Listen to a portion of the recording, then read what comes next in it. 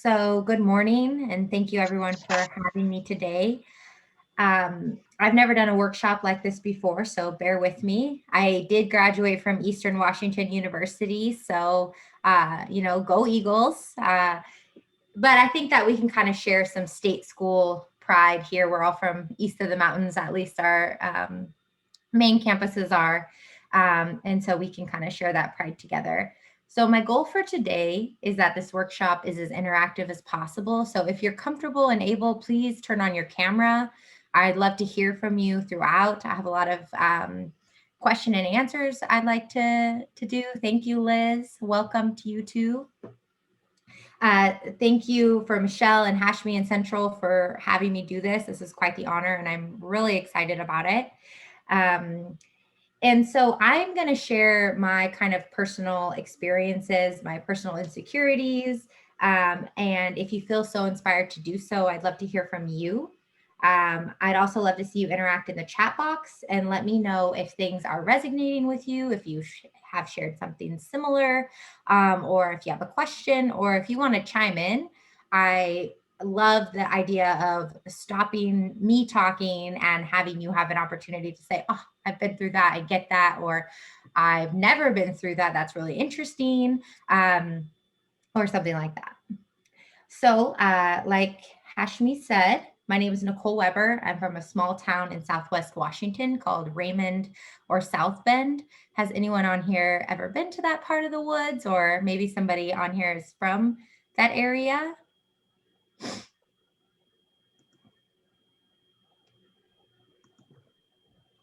Nobody has been.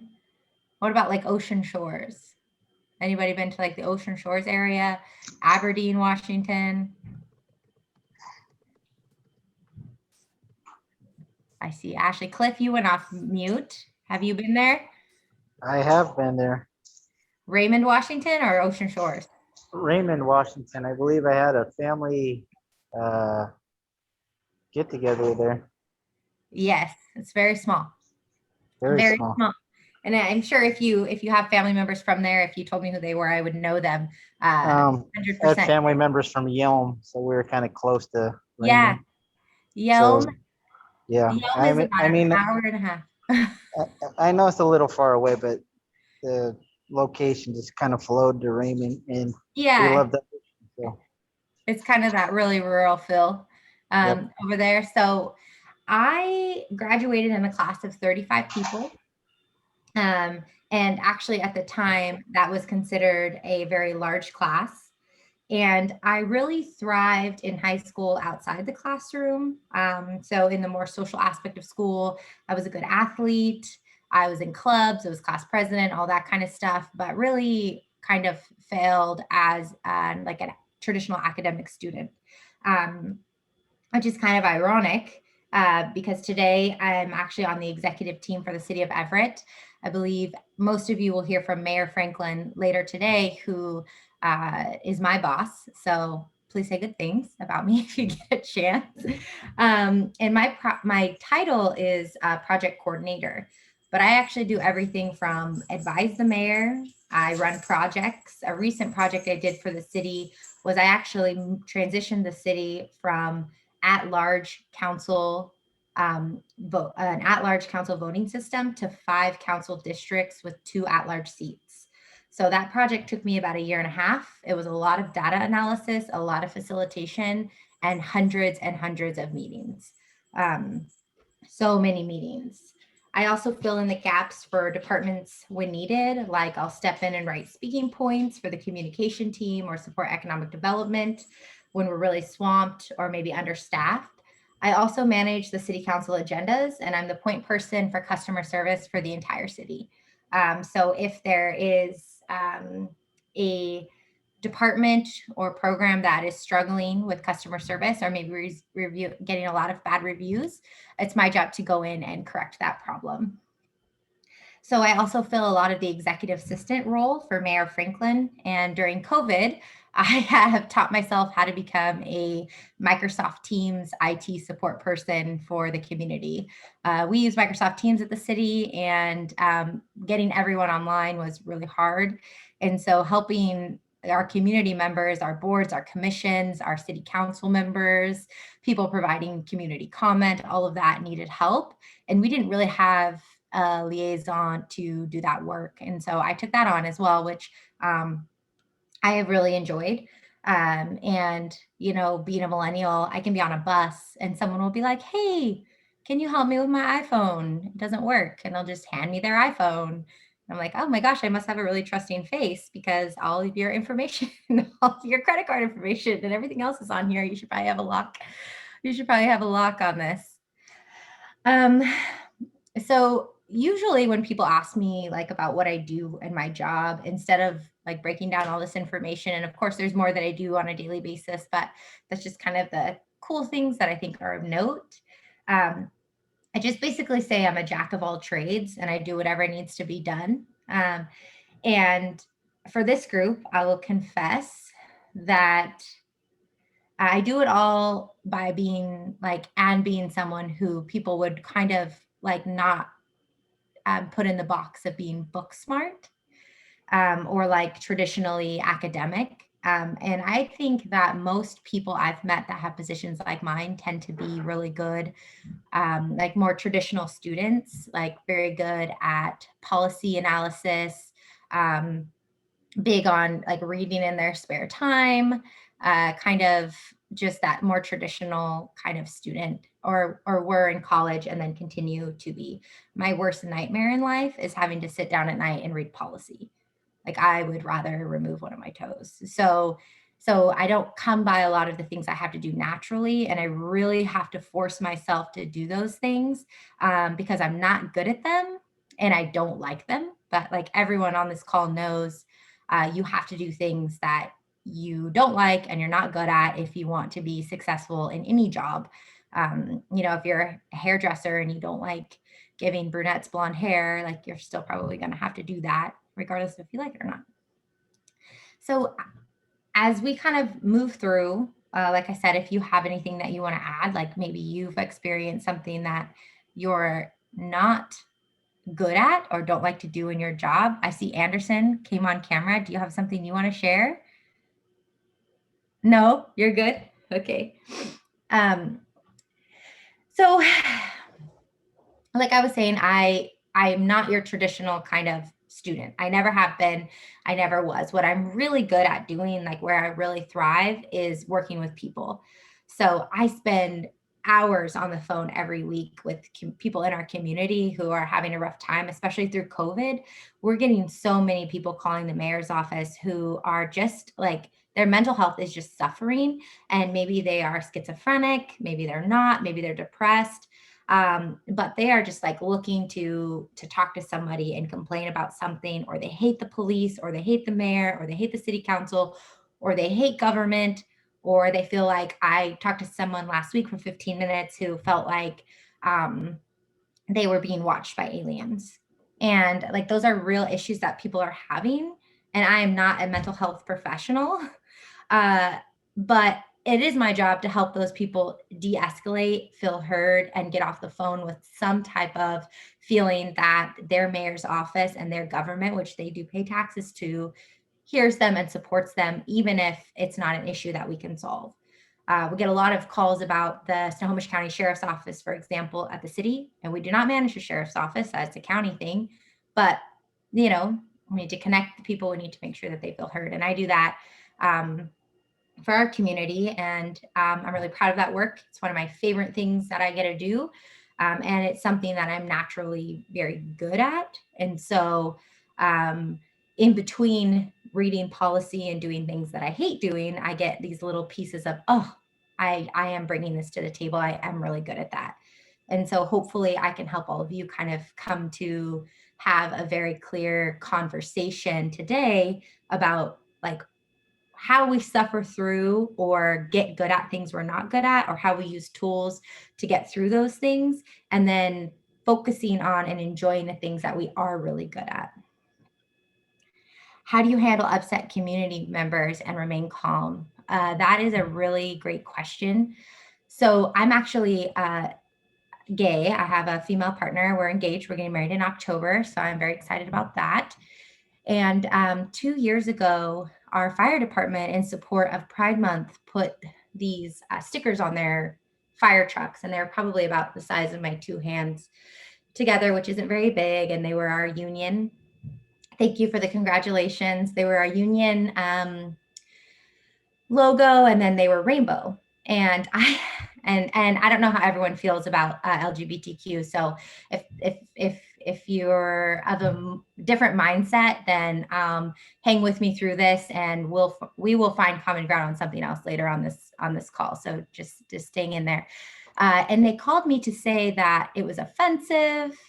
Did you know that, gay people get a whole month to themselves and straight people don't get anything? And it's, makes the city of Everett look bad, and all that kind of stuff. And these were predominantly wives of firefighters that we had in our unions. And I had to field all of those calls, stay calm, help them through it. And this whole time I'm like, this is wild. This is a wild, wild thing, because this is so offensive to me, right? But I had to really put my own feelings about it aside. I had to put my own personal experiences about it aside, and I had to just listen to them and say, like, I hear what you're saying. I don't agree with you. I think that what you're doing is, like, calling me to say this is, like, really not inclusive, and that's not what our mayor and our city is about. But I do hear your concern, and I will share it with our police chief, and I will share it with our mayor, both of whom were like, oh my God, Nichole, I'm so sorry you have to take these calls. Like, how traumatic for you. But really, it's just about making sure people feel heard, regardless of if I agree or don't agree with them. We get people who call about the homeless population and situation we have, and their solution is lining people up and, like, firing squad. People call me with that solution to our homeless problem in the city of Everett. And those are also really hard calls to field because I know from my work at Cocoon House and my work in the community that people experiencing homelessness are also experiencing a lot of mental health problems, addiction problems. I know that even if people want help, we don't have enough mental health beds or beds in the state for rehab, for getting addiction help or rehabilitation or mental health, where people could go. If people came to a caseworker tomorrow and said, I'm ready for rehab, I want to get off drugs, they could be on the streets for another 2 weeks. And when they get out of rehab, odds are there's not housing for them, and they're going to be back on the streets, because Washington State is in a housing crisis. So you're listening to people and hearing them say these horrible things. But what I'm hearing is you're very frustrated. You don't see a humane solution. We're not doing a good job of communicating what our plan is as an administration to this group of people who feel this way. So there's all these horrible things, and I kind of say, that's horrible, I don't hear that. But this little piece over here, I do hear, like, where do you get your media? Where are you looking for these plans? Did you get on the website? Do you read the Herald? Where does this come from? And so I am able to hear that and kind of not address the things that I think are, like, a little crazy. Although I do have my shortcomings. Somebody once called me with the idea to put people in gas chambers, and I asked them if, like I said, like Nazis do, or like had done, like. And so then they complained to my boss that I had called them a Nazi, and I had to take a customer service training. Even though I'm head of customer service, I slipped up and I did call someone a Nazi. So that was bad and wrong. I don't regret it. So to kind of move on with my story away from, like, customer service and staying calm, I'm just going to kind of move on to say that success looks a lot different for me than it does for probably anyone on this call, and it looks a lot different for me than it does probably most people who are in the level of government that I'm in. As I kind of talked about, being most people kind of like policy wonks and really enjoy that kind of work and thrive in understanding the regulations and the rules and all that stuff. And I'm kind of like, not really my jam. And so as I've kind of moved through my life, it's taken me a really long time to realize that I don't need to hide that my success looks different than somebody else's success. We tend to compare ourselves to like what we've been like trained to believe something looks like, which is totally normal for humans, right? Like we believe an athlete looks like Sue Bird, or we believe an athlete looks like Serena Williams, but an athlete can also look like somebody who has worked really hard and can now do, 10 box jumps and last month could only do 2. You are an athlete as well. And that looks different for you than it does for Serena Williams, because she spent her whole life training to be this amazing amazing tennis player that she is. And so as I've learned not to be ashamed that I can't do math to save my life. I don't think I've ever in my life passed a spelling test. And I really struggled through school. The product that I create and produce at the end of however I need to do it, whether it's spell check or an editor or learning how to do it again on YouTube or whatever that is actually better than what a lot of people who have a traditional sense do, because my product is what my boss and my community is looking for. And so based on who you work for and what you do, obviously everyone's looking for something different. And so what I bring to the table complements and supports what Mayor Franklin does, what our deputy mayor does, and what our chief of staff does. And those are the only people in the city that I really work for or support. So I really get to be in that kind of C-suite. And I'm only 32, and it's really hard every day. And I really love it. And I hope that I continue to grow. And I've actually found a really liking for government, which my dad's a very conservative person. And so I've always kind of grown up thinking like government is really bad and lazy and all this kind of stuff. And that's not true at all. I've actually never worked harder than I do working in government. So I will debate anyone on that if they have anything that they want to add to lazy government.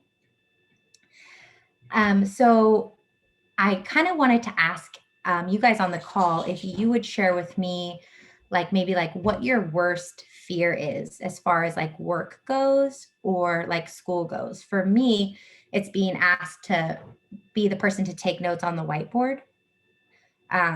Like having to like write out, and I spell phonetically and not correctly. So my notes like probably don't make sense to anybody else, but that is like my worst nightmare. Does anyone have something like that that they like completely dread doing for school or work? Anderson? I'll chime in. Great. All right. So for me, I'm an instructor at Central Washington. My biggest fear is that my material doesn't connect or won't connect with students. I feel that today. So thanks for sharing that. I'm nervous about that today too. What about Ashley? So I have several jobs, but one of mine is I own a wedding and event business as a coordinator and planner. And one of my biggest fears with that is miscommunication. And especially on a wedding day, that is a day you don't want to miscommunicate. So that is definitely one of my biggest work fears. That's a good one. That's a really good one. Tiara? Yes, Tiara. I'm actually, so I work, I'm a mother, and I go to school. And my biggest fear is school related. And it's more like, I don't like, or I hate when I'm trying to find the right words. I'm so sorry. But I am grouped into what everyone else is doing. I feel that that's sometimes the hardest part is when you're talking to an instructor, that I'm always like trying to find a way. I'm trying to balance my life and everything else because I'm trying to move on and grow. But at the same time, they're not being really understanding that, hey, I'm not like every typical student. Like you said, you're probably not going to pass the spelling test. I probably won't. I like ditto. I know exactly what you're saying to that. And like, there's certain things that I need to move forward, and I'm looking for that. I know like there's all this paperwork and everything else, but I'm like, during COVID, I felt like that was really a hard thing that I kept getting pushed back on. That was, but my other students are able to do it. I'm trying to be equal and fair to all students, but at the same time, we're not all equal. Yeah, other students might not be running, I don't know what grade or school age your kids are, but you know, a lot of my friends are doing the same equal job that I am, and also somehow managing to help their first graders get on Zoom 3 times a day. Like, wow, that A, that's would be my own personal hell, but B, like, holy mackerel. Like, so in order to meet the same deadlines and work that I'm doing, they're putting their kids to bed at 8:30 at night, getting back on their computer to meet their deadlines, be done by midnight, back up at 5 o'clock in the morning to get a cup of coffee and have a few minutes before their kids get up, to get them ready for school, to then make our morning check-in at 8 o'clock, to then get their kids back on Zoom, and then do it all again with 4 or 5 hours of sleep in order to make sure that they're meeting the same amount of work that I'm doing without kids. I have no children. So, you know, I don't have those COVID struggles, but yeah, my coworkers sure do. But I got to tell you, the women, men as well. I do have a couple men that I work with that have really pulled through, but primarily the women that I work with that do all that, I am amazed with every single day, because I would say that none of their work has suffered through this, and somehow they've, I don't know if it's like caffeine injections or what, they've managed to get through this on top. And I think that's really awesome. So I'm inspired by you, and I think you're fantastic, and I hope to hear more from you later. Does anyone else have an like fear, insecurity about school or work that they'd like to share?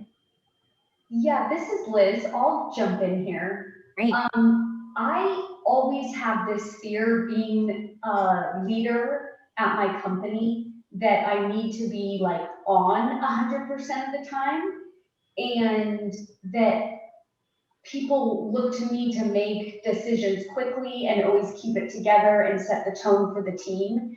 And I worry about not showing up as that like energized, enthusiastic, confident leader 100% of the time, and just how that will impact others around me. Absolutely. It's a lot of pressure, and it's a lot of pressure we put on ourselves. I did see that somebody had their hand up, but I didn't catch the name before they put their hand down. That was me. Oh, great. So yeah, my biggest fear in the professional world is I just graduated, and there's a legitimate fear, was education worth it? And sometimes it's definitely a question, but you know, at the end of the day, you have to be patient. On a funny note, since I graduated already, I could say it. I hated not being prepared.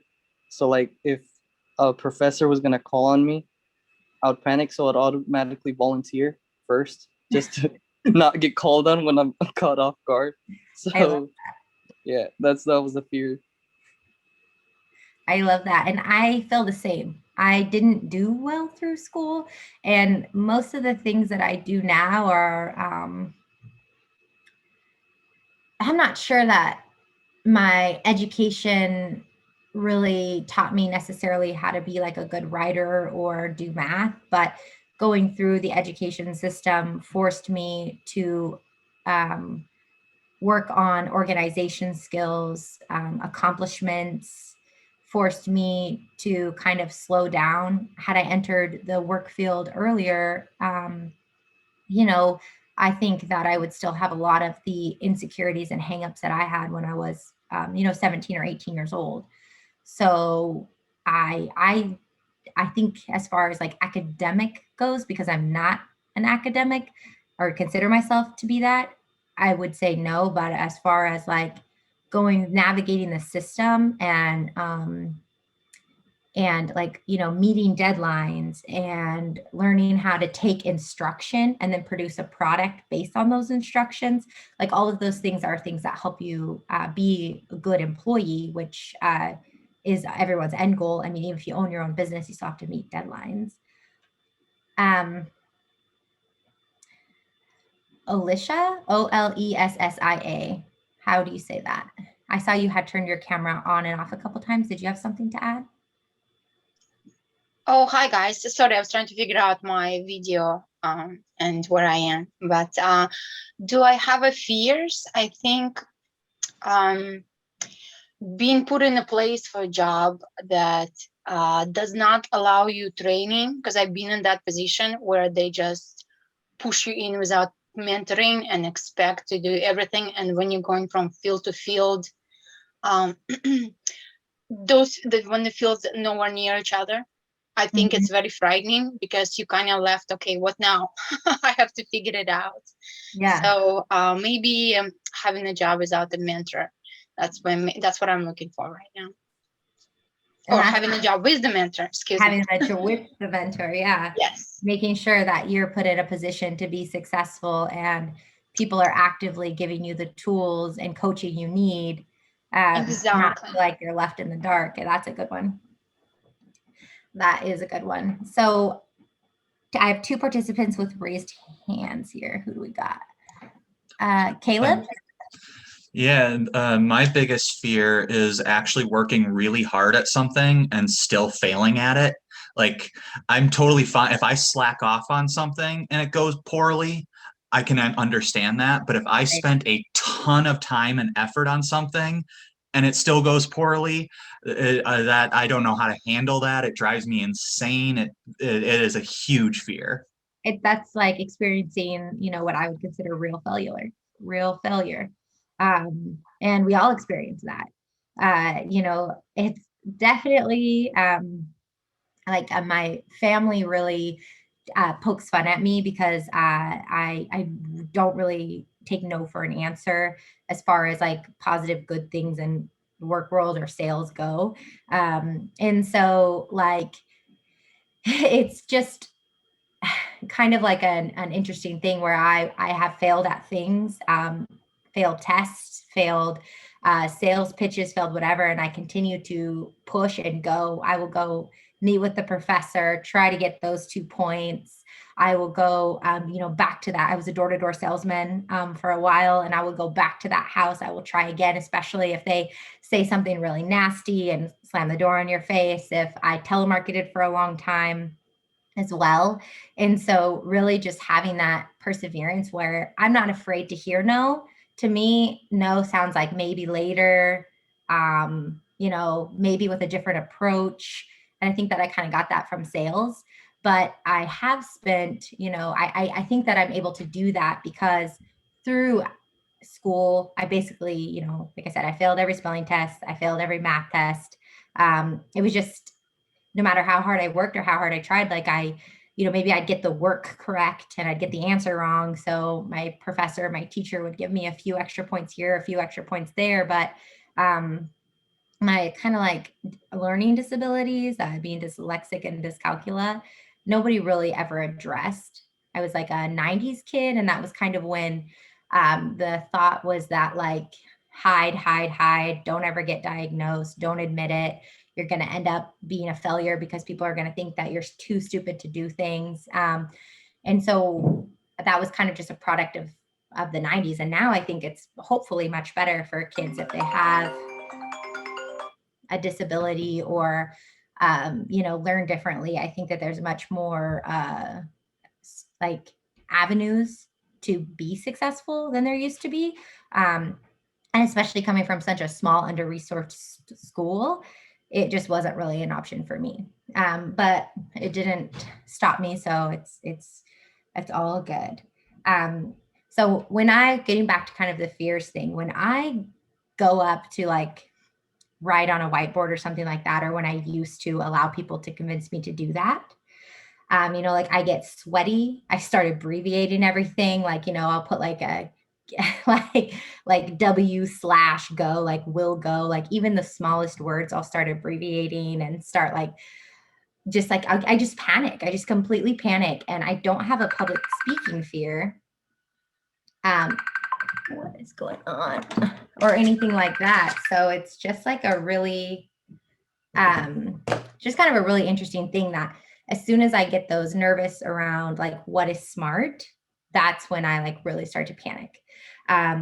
So I'm going to move on to like, how do we overcome and combat these things? So like no amount of self-confidence or being proud of myself or what I've achieved in my life is ever going to make me want to put myself in a situation where I stand up in a room full of my peers and put my inability to spell on a whiteboard or something like that. Like no amount of anything is ever going to make me want to do that. And so for me, I've learned to say no. Like I just no, then that's it. I don't need to explain it. I don't need to do anything. I am not going to do it. Because a lot of times people have put me in that kind of secretary bucket because I'm the youngest person in the room or I'm the only female in the room. And then that for some reason makes me the automatic note taker of a meeting or a situation. And maybe I am taking notes, but those are for me or those are for my boss. And I'm really lucky that I have a boss that supports me not doing things that make me uncomfortable. And she's very aware of that fear that I have because she's witnessed me say yes and break break down to that taking those public notes. And so I just say no, and she doesn't ever require me to do that. And so I want to hear from either those who have already commented or those hopefully who have not commented to hear kind of some of the tools that you guys use to combat some of these insecurities or fears that you might have. How do we prepare to have our either prepared to be disappointed that our content isn't received, or how do we make sure our content is received, etc. Anderson, thank you. Yeah, Nichole, I'll chime in. Yeah. Great. So I know, and those fears are so real, and sometimes they debilitate us. And so what works for me is actually adapting a practice of contemplation or mindfulness. So in the morning, I do make sure I do a meditation and I visualize how I want the day to proceed. And if it doesn't work out that way, I just have peace of mind that the best thing occurred. And it's for my own learning and growth. And that's how I stay balanced with it all. But it's not easy and it doesn't always work, but that's my plan. Yeah, I worked out this morning. I work out every morning, and that's how I start my day. I get on the stationary bike and I go, or I do a gym workout or whatever. And that's kind of my same meditation practice. So I really appreciate that. And I relate to that. Tiara? So for me, because my fear comes every quarter that you start new. And so for me, before the quarter starts, I'm definitely looking for what's on Canvas, seeing their syllabus and seeing how the schedule will go, because then I try to input my life schedule and try to make sure that I'm managing everything clearly. And that's even before, classes start. And if I don't see it right away, like I'm like emailing teachers, like, I really need to see this before I can move forward, because that lets me know what I need to do and if it's possible for me to do it before I even start. Yeah, seeking the information, like intentionally seeking that information from those responsible for producing it. That's a really good one. And I think a lot of times we're not comfortable advocating for ourselves in that way. What about you, Liz? So for me, I also practice meditation, and I also try to journal to kind of collect myself every morning and set good intentions. And then throughout the day, I really focus on, like you, paying attention to setting boundaries with people so they know what I do and don't want to do, and enforcing them even when I can feel people start to press on me. Directly in my team, I have a really supportive senior management team, and it's amazing. But I work with so many other people in the business who will try to test those boundaries on a daily basis. So I'm kind of reminding myself in my mind how to do that in a poised way. That's great. I love that. And, you know, not just setting boundaries, but actually enforcing those boundaries, that can be really hard. And depending on what the thing is, because there was a time in my life I was an executive assistant. And so in that executive assistant role, it would make sense for me to be like a note taker. I still wasn't doing it. I wasn't going to do it, but how do I not do that? And at the time, I also worked for a great person who said, "Why should you have to do it? It's a team meeting, so other people can do it." And so I was like, "Yes, I am not the only person capable of tracking this conversation. There's people who are just as capable of tracking this conversation as I am, and not all of this weight has to fall to me. There's no reason for me to have a panic attack or being debilitated by a team meeting that's supposed to be fun and educational for everyone." So I am going to have Pete break everyone up into small groups of about 5. And in this small group, I really want us to think about, it can be examples from our lives or just examples of things that are struggles, weaknesses, or even a disability, and a tool to combat those. So I'm going to give you 2 examples to go off, including the examples that all of you who are participating have given today, which I really appreciate. So thank you. So I'm a bad speller, which I've made very clear. So I use Microsoft Word and spell check, even if I'm just sending an email. I will put it in Word first, especially if it's a subject I might not be the most familiar with. I will always put it in a Word doc first, spell check, make sure it makes sense, and jet it off. It takes 2 extra seconds to copy and paste from there as it would to put it into the body of an email. And then another, I think, common one that a lot of jobs do require is public speaking. And so I noted a script and calming solutions like meditation could be tools to address that one. So hopefully those who don't have your cameras on are paying attention and can jump into this part of the group discussion part. And so hopefully you guys can come back in, I think I'm going to give you 6 minutes with 5 examples, and then we'll just have one person from each of those group read those examples, tell me what the tools are, and then we'll continue on with our conversation from there. So I'm gonna start. If you were the person selected to speak for your group, go ahead and please just raise your hand. You can either do it on camera or use the raise your hand tool on that's not Teams, it's Zoom, and we'll run through them real quick. Oh, Liz, why don't you go ahead? Okay, so our 5 tools. The first one was music, so listening to an entire album from start to finish and then coming back to the task at hand. The second one was moving your body either through working out or participating in a sports activity.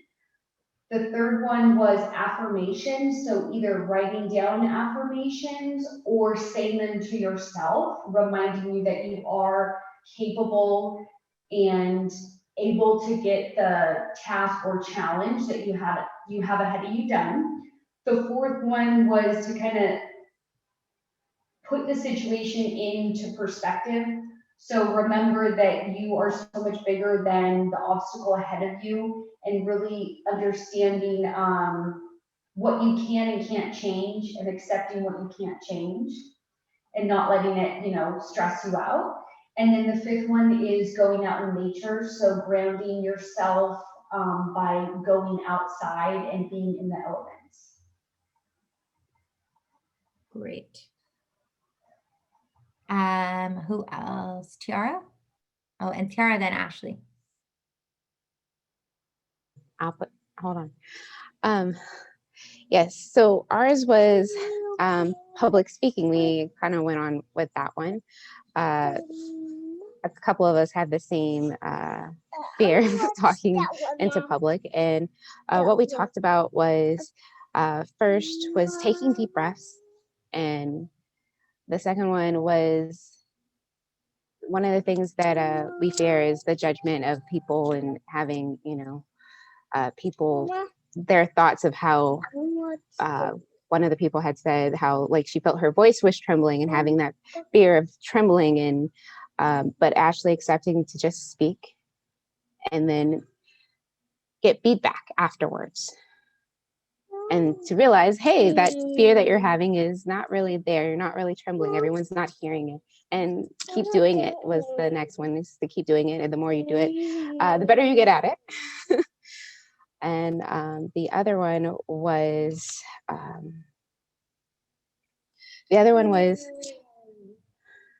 sorry, I'm drawing a blank. The other one was deep breaths.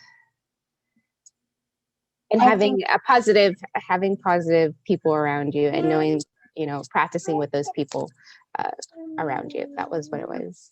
Yeah. Yeah, who you surround yourself with is super important. I really like that one. Ashley and then Kayla.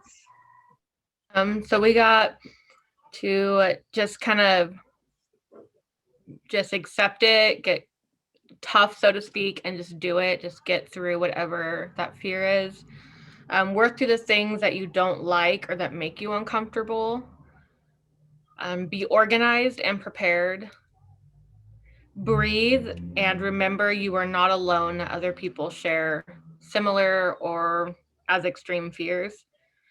And set boundaries for the things that you know you cannot excel in. That's a good one too. That's great. I like the organized or prepared one. That relates to me really well. Kayla, and then we'll do Sean. Our group actually kind of had some overlapping with some things that I heard.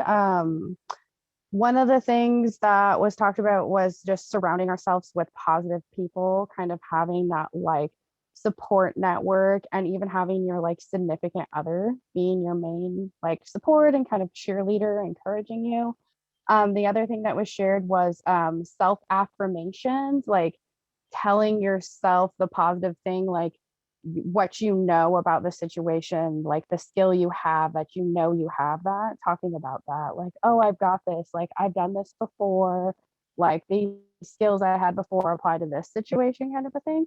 And then the last thing we kind of talked about was like talking about how even if we're trying to make big changes, like the little things count. Absolutely. So if we're feeling discouraged, like the small things add up. And I know for me personally, that's a challenge because I'm a big picture person. So I'm like, I want to get to the big picture. I see the whole thing, but sometimes I miss the little steps to get there. Absolutely. Those are good ones too. The little things make a huge difference, and people see that you're working hard. So if it's in like a work environment, like you do all these little things, you work really hard at something. If you fail, your boss is going to be like, hey, that kind of thing happens. Hopefully your boss is like, that kind of thing happens. I can see that you worked hard through this. And what can we do next time to help you be more successful at this project or situation? Sean?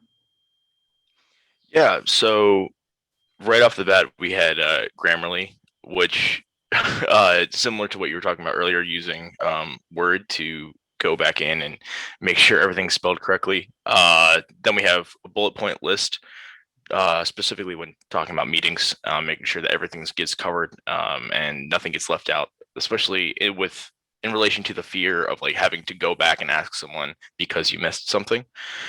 And then calming breaths in relation to public speaking, whether that's on the phone, whenever the phone rings, or within a meeting, or whenever you're called upon, just taking like that half second to breathe.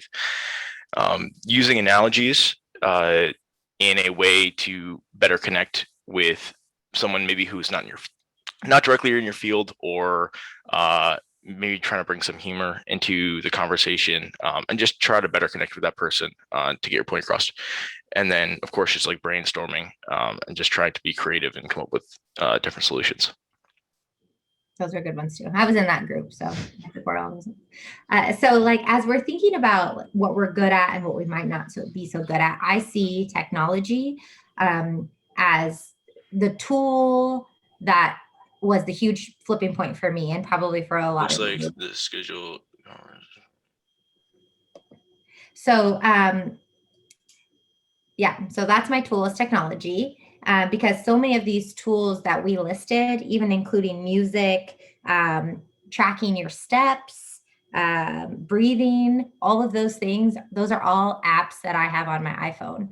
So for me, and everybody's different, but for me, my solution is honestly really never further away than, an arm reach. I'm a millennial, so my phone is never further than, this far away from me at all times. But that's where I can check my spelling. I have Word on my phone. I have Excel on my phone. I can create lists. I can get organized. I can do math on my phone. I can Google math answers, or I have a calculator. If somebody asks me a question, like my boss is like, "Hey, I'm looking for these percentages, la da da da da." Before she even gets to the end of her sentence, I'm on my phone finding how I find that answer. When we were talking about districting for the city, I was so eager to get that project. It was a huge project. It was something that I felt I could really use to kind of elevate myself. Being or looking, I guess, young, I have kind of a hard time being taken seriously in a lot of the work that I get to do. And so I really saw that as an opportunity to elevate myself. And so I wanted that project so bad. And so I got on YouTube and learned how to be a better facilitator. I Googled, I cold called other cities that had run districting projects. I put together a proposal, and I was given the project, even though there are project managers that do work for the mayor and other departments that have way more experience than I do. But I made myself the resident expert on that topic, because I used technology, and then I just picked up the phone and just started calling people to get all the information that I possibly could. So I was prepared. I was prepared for a lawsuit. I knew all about gerrymandering. I had called cities in Texas. I had called Florida. I had called Eastern Washington, who had like a huge lawsuit against them when they district for marginalizing communities, like separating like communities. And so voters who would generally have something in common were split. And that's illegal. So I did so much work to make myself, before the project even started, I put in 40 hours of work to make sure that I could be successful at the project. And so I'm going to just close out. We only have 5 more minutes. I have so much material that I was going to go through, not knowing how many people were going to be on the call. I didn't know if I was going to have 5 or 20. So I'd like to close out with, one of my favorite things to think about is Jane Austen. Does everyone know who Jane Austen is? Can someone tell me something she wrote or something just so other people know who she is? Well, I'll say it then. So Jane Austen wrote Pride and Prejudice, and she wrote that in 1813. And she was also reported to be a terrible speller. So she surrounded herself with great editors who appreciated her amazing brain and could fix her, she called them alphabetical mishaps, which I really like. And she persevered, and she did that even though some people might have you believe that being a bad speller means that you're a bad writer, and it doesn't. So like, we tend to apply for jobs that we see a list of things that are 100% things that we're good at. Because we can't like lose focus of that one thing. Like, math is required for my job. I'm not good at math. So had I not stumbled upon this position by running the mayor's campaign, maybe I would never have applied for it, because I would have assumed, wow, there's 15 things on this list and I'm good at 14 of them, but that one thing is really going to be the nail in my coffin and they're never going to hire me. Or I'm good at 8 of these things, and 8 of these things I'm not so good at, but like, can we learn them? Like, are we not good at them because we've never done them? Are we not good at them because we don't like them? Or are we not good at them because we're not good at them, but probably we could still stumble through them? Like, it doesn't matter how you get to the conclusion in your job. It matters that you produce the product in your job. And if you have to take it home and spend an extra hour on it at night, as long as you meet that deadline, I have to ask, like, does it matter how you got there? Like, does it matter? You met the deadline, you delivered the product. Just because it was harder for you than maybe it was for somebody else, it doesn't mean that your product is less worthy of somebody else's product. And, you know, specifically women are really guilty of this. I just want to share that only 12% of the nation's police are women. And I believe it's not just because of the masculine culture. I believe it's because we as women like look at that test and say, I could never do a pull-up. I could never do a pull-up. I can't be a police officer. I can't do a pull-up. Even though studies would say that women actually make better police officers because we're better at de-escalation, we're less likely to use force, and we are just naturally, because of our kind of maternal role in the world, we are more trusted by people, and people are less likely to use force against us. So regardless of all of those things, we, you know, women, men, everyone does it. It's just a good example that I relate to. We look at the qualifications and say, oh gosh, I can squat 300 pounds, but I can't do a pull-up, so I probably can't be a police officer. And that's just not true. So with that, I believe we're 1 minute until time. So I really appreciate all of you for coming to my workshop. I really enjoyed hearing from you. I hope to see you all again. And I'll see you at the mayor's keynote later this afternoon, because I'll be in the audience there as well. So thank you so much. Thank you, Nichole. Thank you. Thank you for joining us today. Thanks for having me. Excellent job, Nichole. Thank you so much.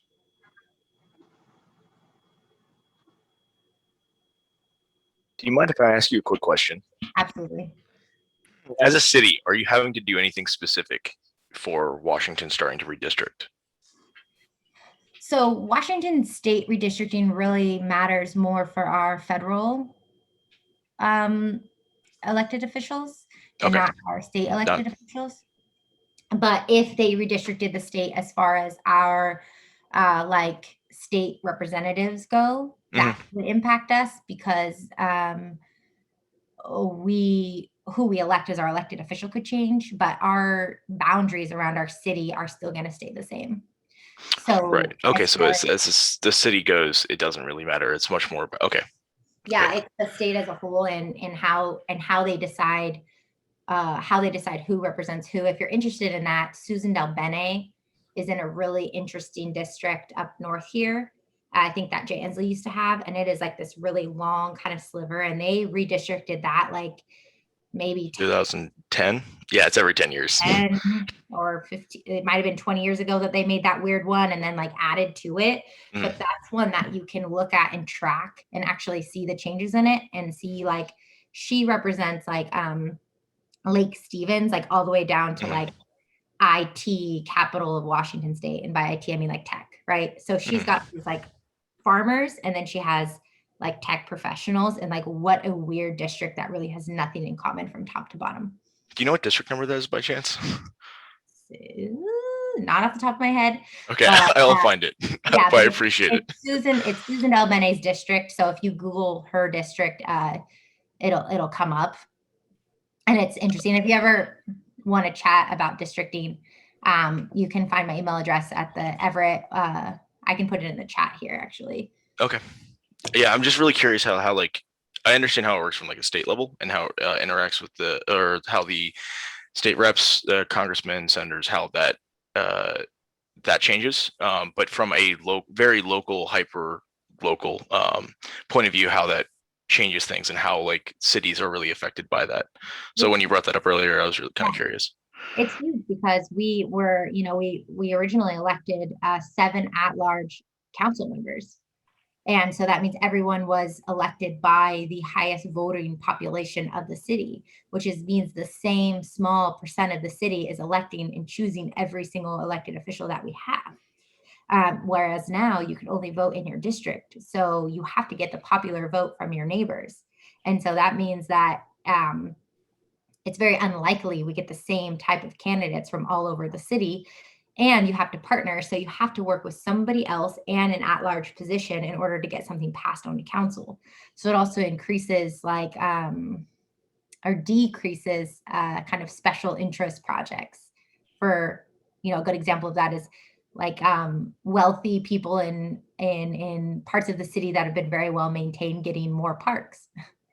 That probably is less likely to happen in a district election than it is in at-large election, because those wealthy people are the people who are choosing who is on the city council and who is mayor and who is everything. They choose everything. Mhm. Wealthy people tend to vote. That's just Yeah. kind of, wealthy white people tend to vote. All right, awesome. I really appreciate it. Thank you. Yeah, absolutely. Feel free to email me and anyone else who's on the call. If you're interested in anything, I can help or connect you with anyone. Like, please use my contact information and reach out.